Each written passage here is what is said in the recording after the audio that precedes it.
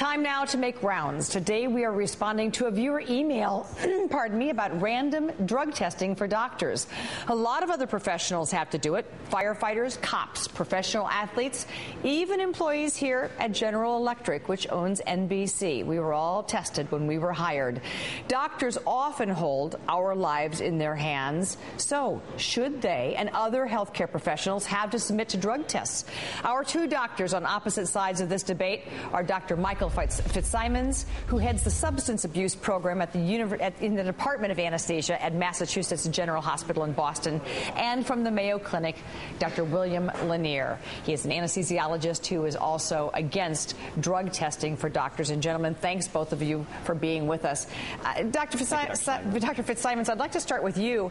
Is there really any evidence that physician drug use is increasing in this country, or that patients have been harmed? There's no evidence, actually, that the incidence of drug abuse is increasing, but multiple studies since the 1950s done in the United States, Britain, and the English Isles, and New Zealand have shown, at least among anesthesiologists, that the incidence of substance abuse is between 1% and 3%. And, you know, this is despite people enhancing their efforts at education and substance control over that time, and it just hasn't seemed to be any decrease at all. Unfortunately, what we do see is an increase of use of substances such as propofol and volatile agents, the agents that we actually use to put patients under anesthesia or put them to sleep. So you think physicians should be randomly tested for drugs in the workplace? Well, our program is actually, we view it as successful. We've not proven statistical significance yet. But do you think doctors should be tested? Yes, I do. All right. Dr. Lanier, you don't agree? Yes. I do not agree. Why not? The reason is that the results of these survey tests are not accurate. The tests were originally designed to detect drugs in individuals under a high degree of suspicion. They were not designed for routine screening.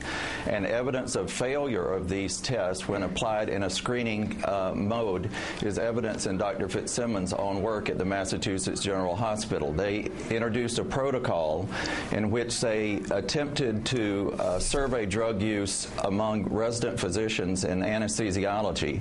Over the course of the study, they were only able to obtain samples from about half the number of physicians that they had intended, and they allowed up to 36 hours between the time the physicians were notified and the test was actually done, but giving a clever drug abuser ample time to subvert the test. But Dr. Lanier, at a time when doctors are getting hammered, I mean, there are doctors perhaps, you know, in trouble in Los Angeles for being involved with Michael Jackson's problem.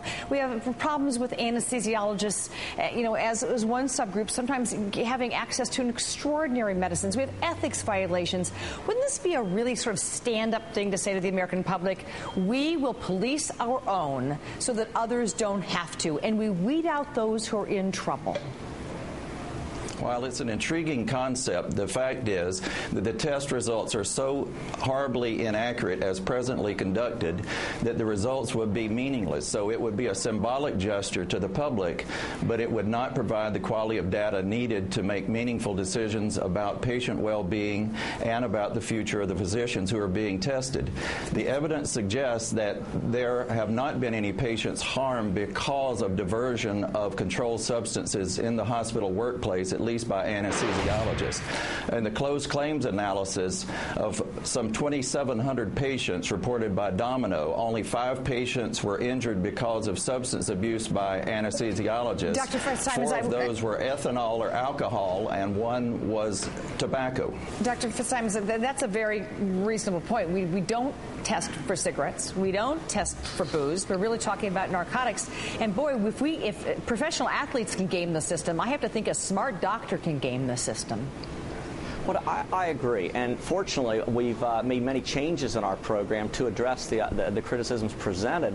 In fact, initially our response time was 36 hours, and now it's down to around 4 or 5 hours, so it's very difficult for an individual to actually game the system. We've also increased our response rate significantly and our follow-up of these particular missed tests. To address this point about no patient being harmed, generally the closed claim analysis is individuals basically filing lawsuits. A lot of patients may not actually know if they've been harmed. Perhaps the substances that they should have been administered were actually diverted to the physicians itself. So if an individual is supposed to have received 20 milligrams of morphine and received maybe 1 or 2 milligrams or nothing, they may not know about it other than the fact that they wake up in excruciating pain. I'd like you both to address this next issue because I was on call one night in San Francisco and I called for an anesthesiology friend of mine and he didn't come. And sad thing is we found him dead in the bathroom from an overdose. None of us knew he had been in trouble. And then we talked about it afterwards. We didn't see any warning signs. We didn't know there were any issues. His wife didn't know. So I'd like both of you to address the fact that we do have colleagues in trouble and we don't see the signs up close and personal. Dr. Fitzsimons, I'll start with you.